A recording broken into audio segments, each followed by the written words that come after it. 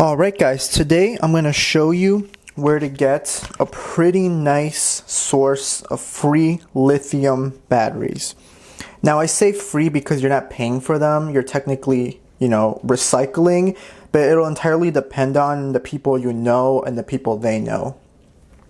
So this is a regular 18650 cell. You've probably seen these around. They're kind of like the go-to for electronics projects. You can find them around in like laptop batteries and a bunch of other things. Pretty much anything nowadays that's like rechargeable has like a lithium battery, whether it be lipo or lithium ion. So this right here are called STIGs. No, the video is not just clickbait. You can actually power your electronics and stuff using vapes, and I'll show you how. So this right here is a STIG. It's one of those disposable type vapes, kind of like a Juul, but these are kind of like the newer thing. They're disposable, so like, once you're done, you dump them. So I have a couple of bags of these. Now, these aren't mine. I don't actually vape. I know a couple of people, friends of friends who do, and, I just ask them, like, they're trash. People throw them out anyway. Once they're done, they can't really recharge them or anything, hence the disposable part. So, yeah, they're pretty much like, they'll just give them to me. So, I have a good couple right here. I think I had like 20 or something. And then right here, these are ultimately what you can get out of these. You got about one per container. So these are lipo. Let me see if I can get that. So these are the lipo batteries. Details are kind of small. Camera doesn't want to zoom in exactly, but I can read it off to you. They're pretty much just STIG batteries. They're made specifically for the brand STIG. Let me see if I can get it a little closer there.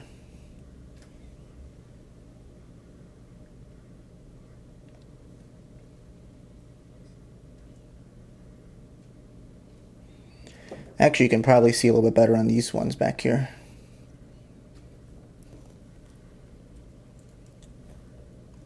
So as you can see, I'll say STIG because it's actually made for the company, along with its milliamp capacity and its voltage, 3.7 and around 260.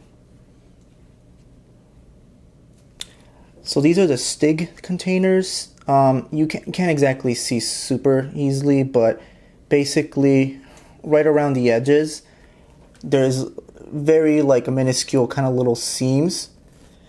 And what that tells me is that these things are most likely like ultrasonically welded, so you can't open them.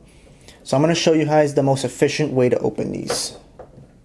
And you're going to need this tool right here. I believe this is called a channel lock. Pretty much any pliers can work though, although I would say these best. You could probably also just use a small little, what's it called? Vise. So basically what you're going to do is you're just going to put pressure from down here and then up through here. And I'll show you how.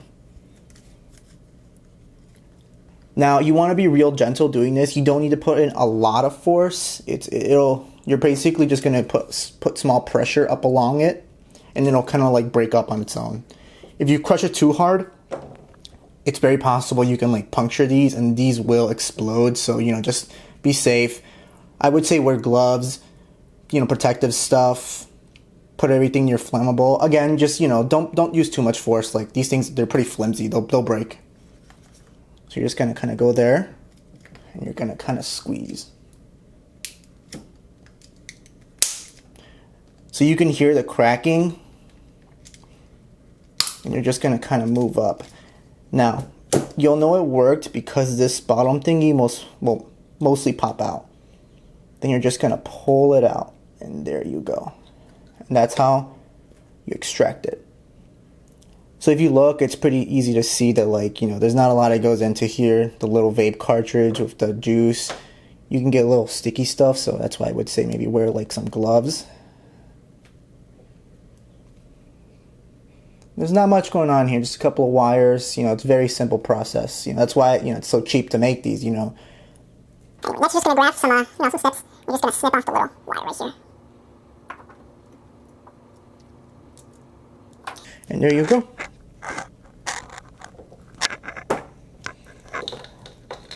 The rest of this is pretty much trash. There's not much else you can really take from this. Just plastic. It's not even recyclable plastic, so you know, they're really bad.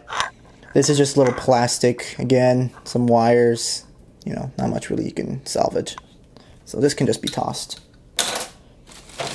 So now what you're gonna do is you're basically gonna do the exact same process for the rest of these. So as you can see, I have mostly stigs here, but this process can pretty much be applied to any disposable vape. There's like a lot of them on the market, but they all kind of do the same thing, have the same stuff. So for example, this one right here, this is called a Posh. Kind of similar, you know, same thing, little size difference. That's about it. But this little one right here, this is the kind of lipo that I actually found in these. Now, it's shorter and thicker, a little bit wider. And if you look over here, I don't know if I can get it to focus, but these have a same voltage for 3.7, right there, 3.7 volts, 400 milliamps. So these have almost about double the capacity of these. These are 260. That's what it says here, milliamps. But that's not always typically the case, and we'll talk about that a little bit more later. But yeah, so these, you will find most likely some of these. And again, you know, these kind of channel locks are kind of your best bet. These are a little harder to do because it's cylindrical as opposed to these, so like you don't really have like a good spot to kind of just squeeze it. But same principle, just kind of like squeeze along the shaft, and eventually, you know, stuff will kind of like come out, just, you know, be soft. Ooh, so as right there, the little top exploded off. It's fine and all, just, you know, the little plastic piece kind of came off. So we're gonna.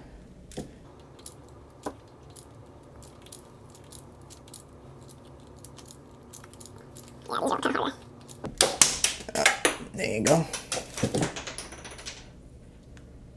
So both the ends kind of flew off. So I would say maybe just grab some pliers and you could probably push. There we go.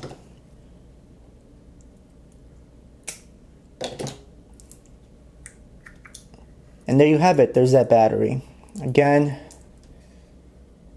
3.7, 400 milliamp. All right, guys. So now I'm going to show you how to charge and check the capacity for these.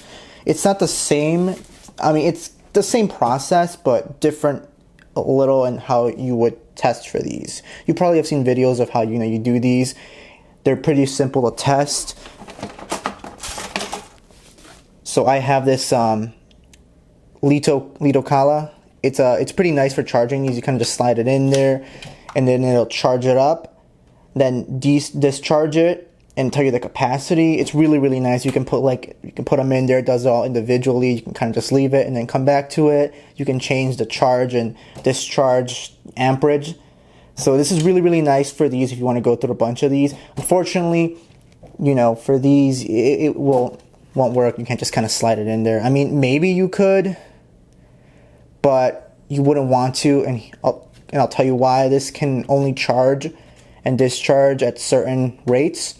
I think the lowest is 500, and if you know anything about LiPo batteries, is that, well, any kind of batteries, is that you shouldn't charge or discharge them more than they're rated to do.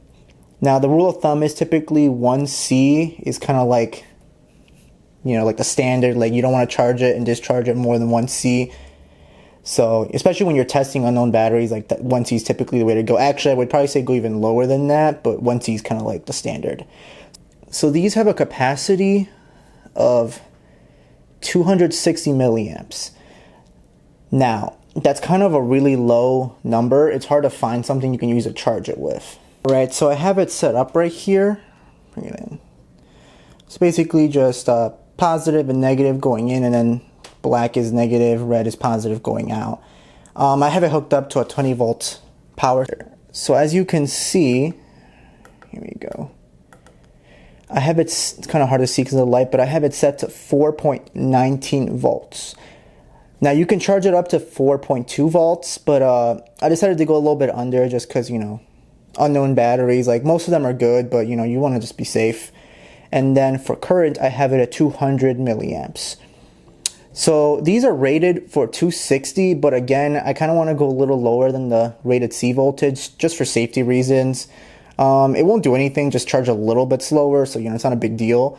So then basically what you're going to do is you're going to hook it up, and they'll have like little, you'll see the little leads, right? You'll see the leads on the thing. They're a little small sometimes, so it can be a little tricky, but there you go.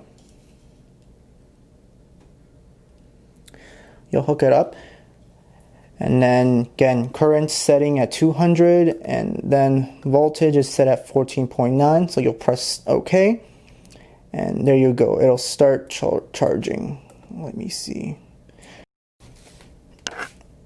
Alright, so as you can see, the voltage is steadily rising, 3.7, 3.18, 3.19, 3.20. So that means it's charging, and then if you click right here, you can see that the current is set at that. So it's very important because it means no matter what, the current will never go higher than this, because batteries tend to suck in as much as they can, which is not good. You also want to limit the voltage. So this is kind of, you know, this is the best way of doing it, I would say. Using something like this, it works for bigger batteries and even 18650s. Just these batteries are so small that like just the settings aren't there to really be able to properly charge these. Now I will show you the best way to get around that, so a way where you could be able to use this or even use one of these without modifying the little resistor in case you don't have these. I would recommend to get something like this anyway. They're really useful in electronic stuff, but I'll show you guys, you know, another way of doing this, which is the more efficient way. So you don't want to just charge one battery like this. It'll like take like easily an hour and 30 minutes to charge it. And then, you know, you still have like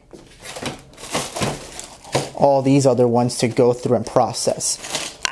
So what I recommend is to wire these, you know, as many as you can, as many as like your power supply will handle in parallel. Parallel means that you connect all the positives to positive sides and the negatives to negative sides. And I'll try to put a diagram up there.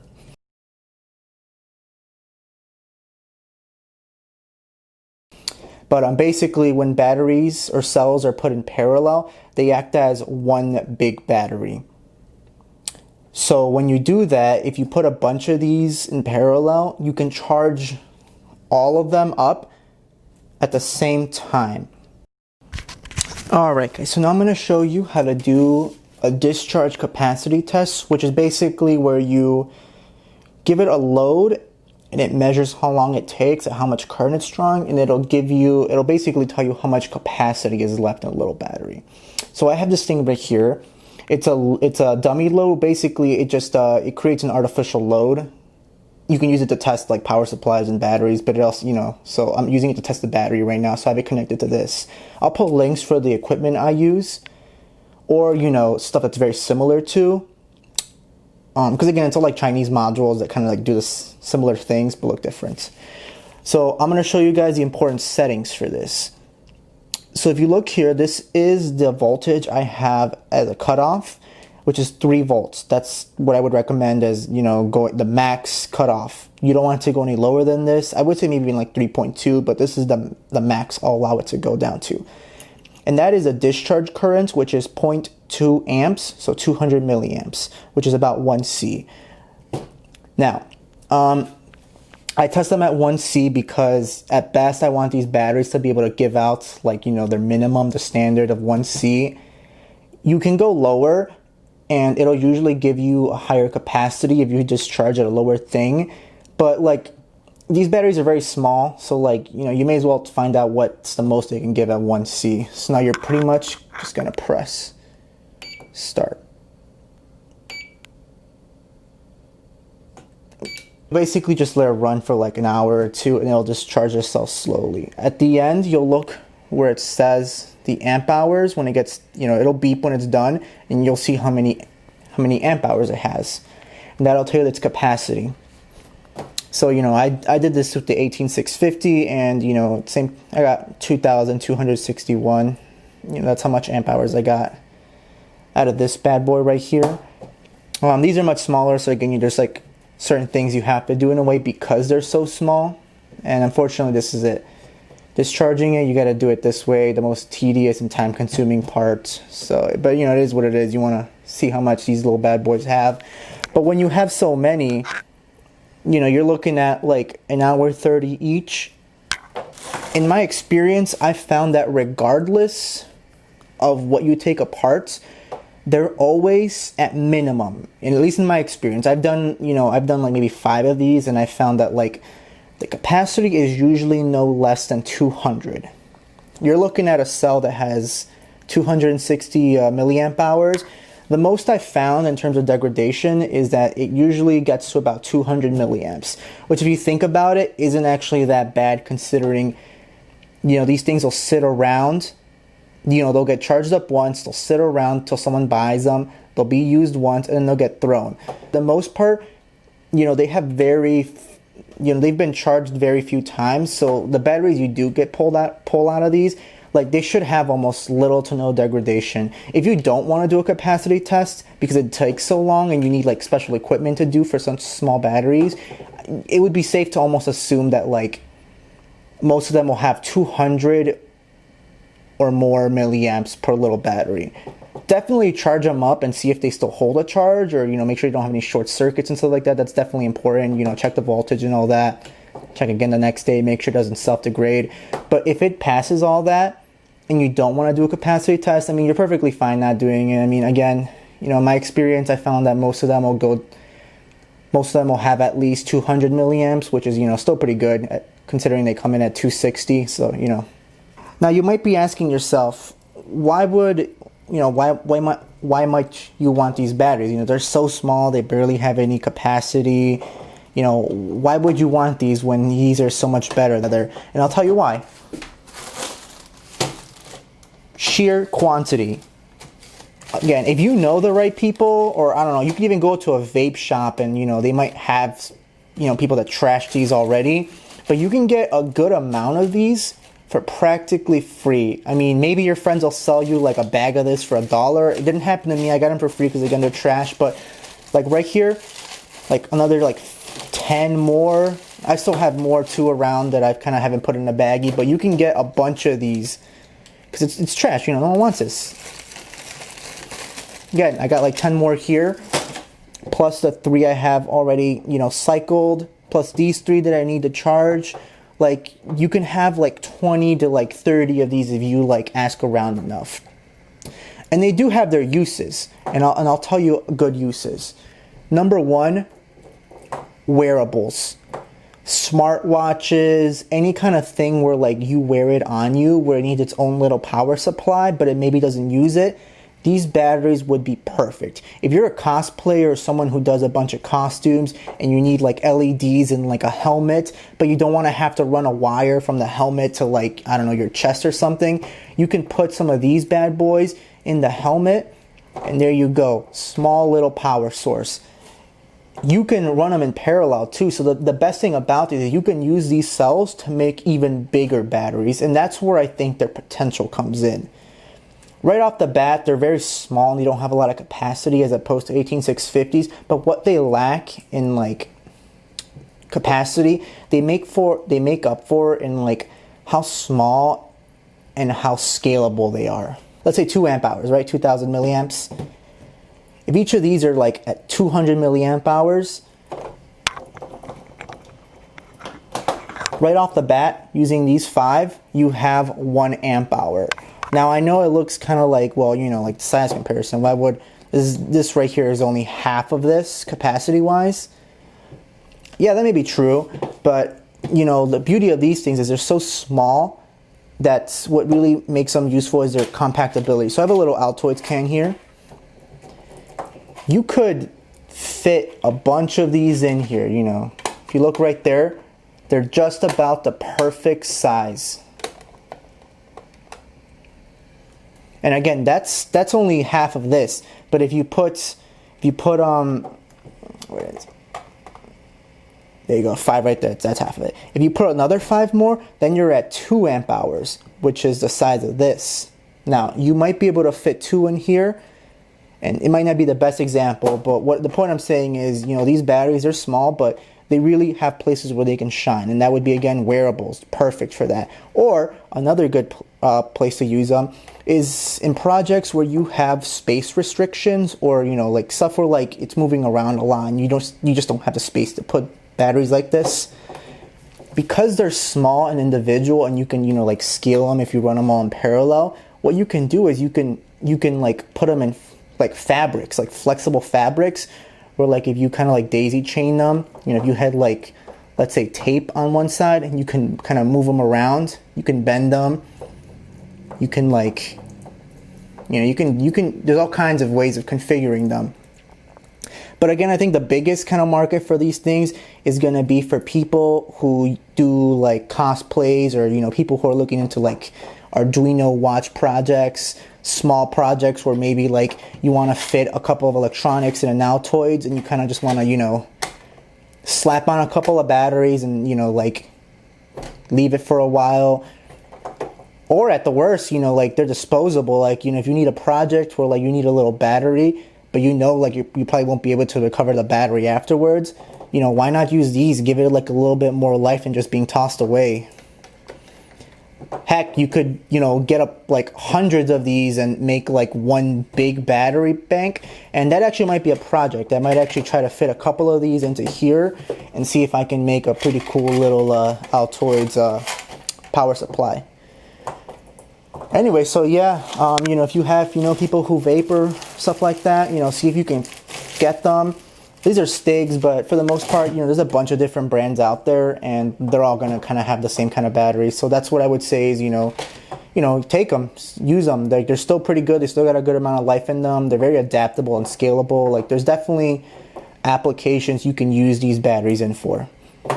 So that's going to be it for this video. You know, stick around. I'm going to be trying to putting out more and more videos. Just starting. Going to try to, like, you know, make each video better and better. So feedback is always, you know, useful. And you know, just want to say that, like, you know, I'm not an expert in any of this. You know, I'm learning as I'm going. So, like, if I do something wrong, you know, try to, like, educate me, but do it in a constructive way. And I'll do my best, you know, for that as well. So, yeah, thanks.